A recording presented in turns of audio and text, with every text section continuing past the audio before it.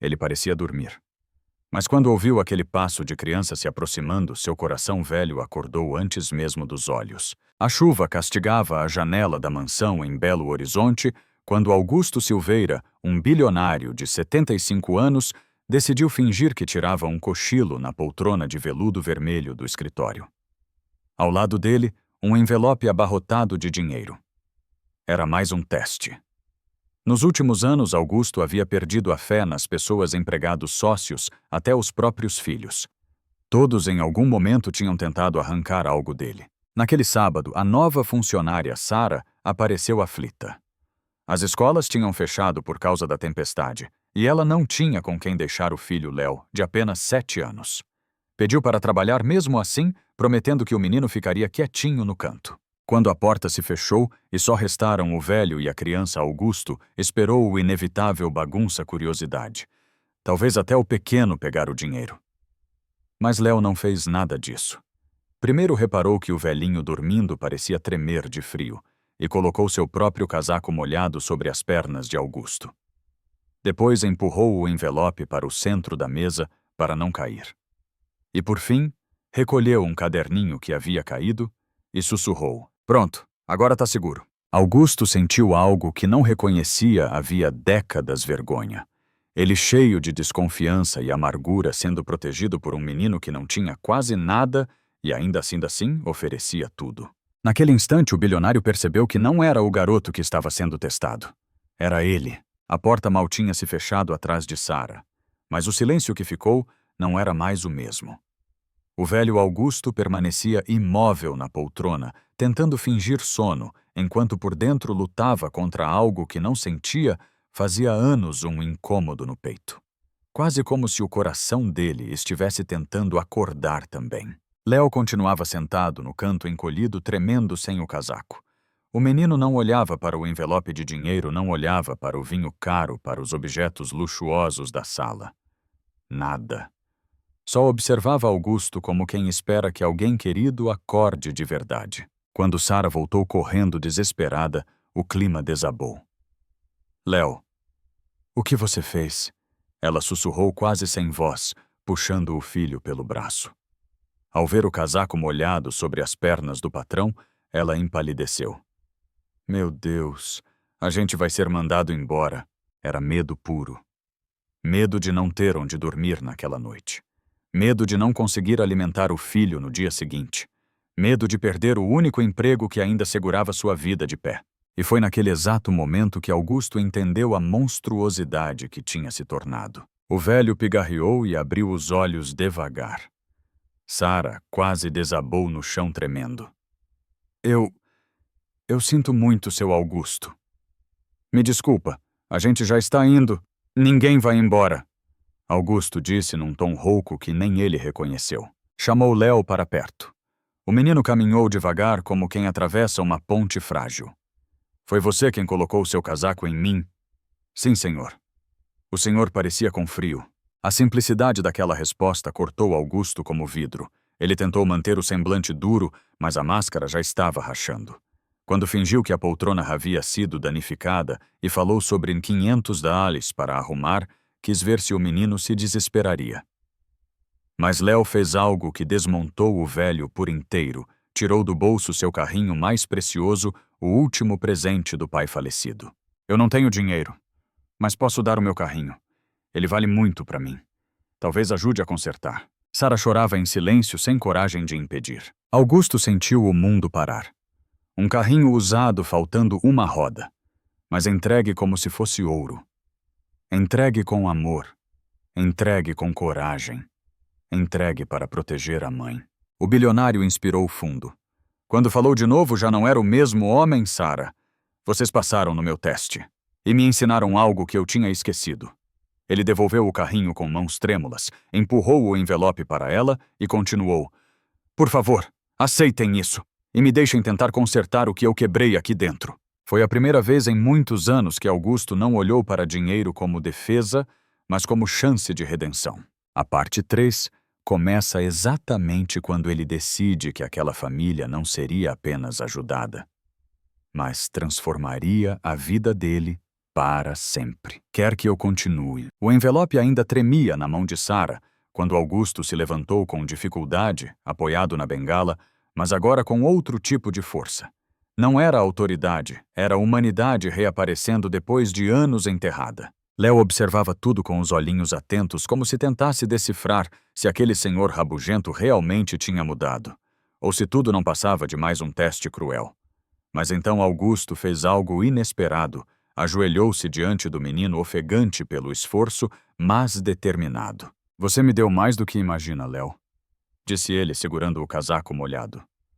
"Me deu algo que nenhum dos meus filhos jamais tentou me dar cuidado." Sarah levou a mão à boca surpresa com a sinceridade. Léo mordeu o lábio sem saber se respondia ou não. "Eu só fiz o que a mamãe me ensinou", ele murmurou. Augusto sorriu pela primeira vez em muito tempo. E aquele sorriso simples, torto, quase tímido, derrubou décadas de amargura. Ele se endireitou com dificuldade e apontou para as janelas enormes do escritório. "Sabe, Léo, essa casa sempre foi grande demais. Fria demais. Silenciosa demais. Acho que estava esperando alguém que me lembrasse o que significa ser gente." Sarah, emocionada, tentou entregar o envelope de volta. "Seu Augusto, o senhor não precisa fazer isso. Bastava não nos mandar embora." "Eu preciso sim", ele interrompeu. "Preciso começar de algum lugar. E quero começar por vocês." O silêncio que se formou não era tenso, e sim quente, cheio de algo que os três sentiam, mas não sabiam nomear ainda. Então Augusto completou com a voz firme e suave ao mesmo tempo. "Léo, se você quiser, pode vir aqui depois da escola. Sempre. Estudar, fazer suas tarefas, usar a biblioteca, conversar comigo. Juntos podemos consertar mais coisas. Inclusive eu mesmo." Os olhos do menino brilharam não por causa do dinheiro, mas pela chance pela porta que se abria. Sarah desabou em choro. Léo sorriu daquele jeito aberto, sincero, que só crianças com alma boa conseguem sorrir. "Eu quero sim, seu Augusto", respondeu sem hesitar. Foi ali naquele escritório antes tão sombrio que algo renasceu. Não era só confiança. Era família. A parte 4 começa quando essa amizade improvável começa a transformar não apenas o velho bilionário, mas também o caminho que Léo nem imaginava que um dia teria. Quer que eu continue? O domingo seguinte parecia outro mundo dentro da mansão Silveira. O silêncio pesado que sempre reinara ali começava a ganhar rachaduras, como se novas cores tentassem invadir um quadro empoeirado. E tudo tinha começado com um casaco infantil deixado sobre as pernas de um velho milionário que já não acreditava mais em ninguém. Sarah ainda andava com cuidado pelos corredores como quem teme acordar um gigante, mas Augusto não era mais aquele gigante. Algo nele havia cedido algo antigo, frágil e profundamente humano. Léo chegava todos os dias depois da escola, sempre com a mochila gasta, o uniforme amarrotado e um sorriso que iluminava o escritório antes mesmo de entrar. Ele se sentava na grande mesa de madeira para fazer os deveres enquanto Augusto fingia que lia o jornal. Mas passava mais tempo observando o menino resolver problemas de matemática do que prestando atenção às manchetes. "Tá certo isso aí?" o velho perguntava, franzindo a testa. "Tá sim, seu Augusto", Léo respondia cheio de convicção. "Quer que eu te mostre?" E ele mostrava. Paciente, simples, direto. Pela primeira vez em décadas, Augusto aprendia sem sentir vergonha de não saber. Sarah, por sua vez, via os dois juntos e mal reconhecia o patrão. Antes bastava um copo mal colocado para ele perder a paciência. Agora, ele esperava ansioso pelo menino, perguntava do dia dele, oferecia lanche, fazia questão de ouvir cada detalhe. Mas, ao mesmo tempo, algo dentro de Augusto o assombrava a culpa. Culpa por ter tratado tanta gente com dureza. Culpa por ter transformado sua casa em um lugar de medo. Culpa por ter deixado a própria vida ser guiada pelo rancor. Certa tarde, enquanto Léo fazia lição de português, Augusto se aproximou devagar. "Léo", disse ele com a voz meio embargada. "Sabe aquele dia na biblioteca, quando você colocou seu casaco em mim?" O menino levantou os olhos curioso. "Sei sim, ué." Augusto respirou fundo como quem prepara o coração para uma verdade pesada. "Aquele dia, você me salvou sem saber. Salvou do pior tipo de pobreza que existe, a pobreza de espírito." Léo sorriu sem realmente entender o peso da frase, mas sentindo que era importante. Eu só não queria que o senhor ficasse doente, ele disse. E foi isso. Tão simples, tão puro. Augusto percebeu que a redenção sempre chega desse jeito suave, humilde e inesperada. A partir dali, ele tomou uma decisão silenciosa.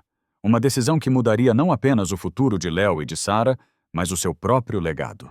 A parte 5 começa no instante em que esse laço improvável se transforma em propósito. Quer que eu continue? Aquela promessa silenciosa que Augusto havia feito a si mesmo começou a ganhar forma nas semanas seguintes.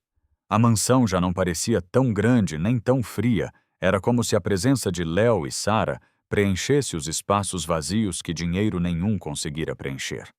Mas ao mesmo tempo, o velho sentia um peso crescente no peito. O tempo estava passando, e ele sabia disso melhor do que ninguém. Certa manhã, enquanto Sara arrumava a cozinha e Léo ainda estava na escola, Augusto chamou a governanta Dona Teresa e pediu que trouxesse uma caixa antiga guardada por anos no fundo de um armário que ninguém tocava. Era a caixa onde ele guardava documentos importantes e memórias que tentava esquecer. Quando Léo chegou naquela tarde, encontrou Augusto sentado à mesa, segurando uma pasta de couro desgastada. "Senta aqui comigo, garoto", disse o velho com uma firmeza suave. Léo sentou ajeitando a mochila no colo. "O que é isso, seu Augusto?" Augusto abriu a pasta com cuidado, revelando papéis, contratos antigos, fotos amareladas. "A minha vida inteira", ele murmurou. "Mas também os erros que cometi."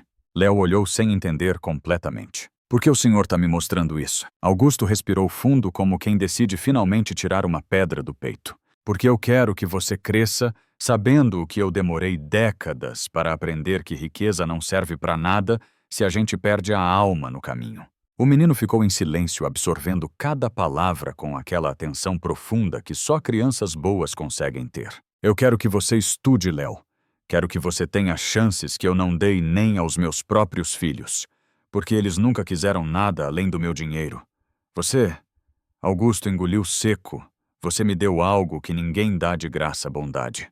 Léo engoliu o choro que ameaçava escapar. Eu só queria ajudar o senhor." "E ajudou meu filho Augusto?" respondeu tocando o ombro do menino. "Ajudou mais do que imagina." Sara apareceu na porta silenciosa, testemunhando a cena. Era como ver um avô e um neto que a vida separou, mas o destino teimou em reunir. Naquela noite, quando Léo foi embora, Augusto ficou sozinho na biblioteca, olhando para o casaco infantil dobrado sobre a poltrona. Ele o segurou contra o peito, sentiu o tecido leve e murmurou algo que ninguém ouviu. "Eu não posso falhar com eles. Não desta vez." A decisão estava tomada. A parte 6 começa no momento em que Augusto resolve transformar aquele afeto em um legado. Um legado que mudaria para sempre o destino da família de Sara. E o dele também. Quer que eu continue? A partir daquela noite, algo mudou de forma definitiva dentro de Augusto Silveira. Não era apenas o remorso, era um tipo de amor que ele já nem lembrava saber sentir. E esse sentimento tão novo e tão antigo, ao mesmo tempo, começou a guiá-lo com mais força do que as cifras que o acompanharam a vida toda. Nos dias seguintes, o velho bilionário passou a acordar com um propósito, coisa que não acontecia havia anos. Antes ele desperdiçava manhãs inteiras olhando pela janela, esperando a vida passar.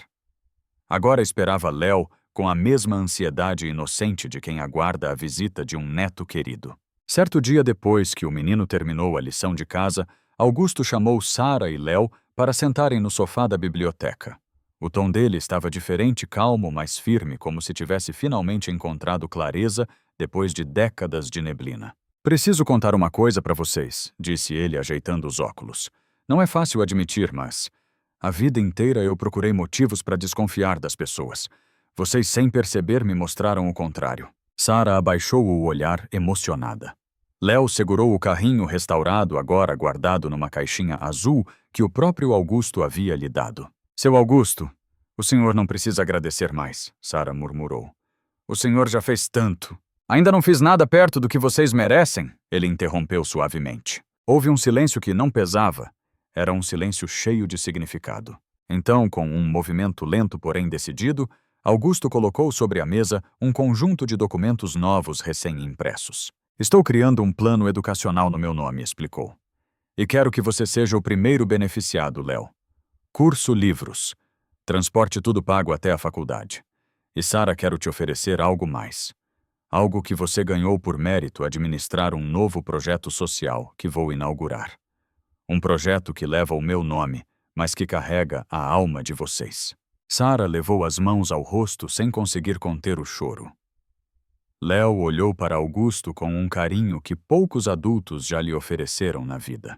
Mas por que, seu Augusto? O menino perguntou baixinho. O velho respirou fundo e respondeu com uma sinceridade tão pura que fez sua voz tremer. Porque vocês me deram o que eu nunca consegui comprar. Paz. Léo sorriu simples e luminoso. Sara segurou a mão do filho com força. Naquele instante, Augusto percebeu eles não eram mais apenas visitas na casa dele. Eram família. E o que viria depois disso mudaria não só o futuro dos dois, mas também o último capítulo da própria vida de Augusto. Aquela noite parecia comum, mas Augusto percebeu que algo dentro dele estava mudando rápido demais para ser ignorado. O velho bilionário já não acordava pensando em contratos, investimentos ou reuniões, acordava pensando em Léo, no sorriso dele, no jeito como entrava na biblioteca sem pedir licença, como se aquele lugar sempre tivesse sido um pouco seu também. O tempo, porém, não era generoso. Alguns dias Augusto se levantava com dificuldade. Em outros precisava parar para recuperar o fôlego depois de subir poucos degraus, mas nunca reclamava.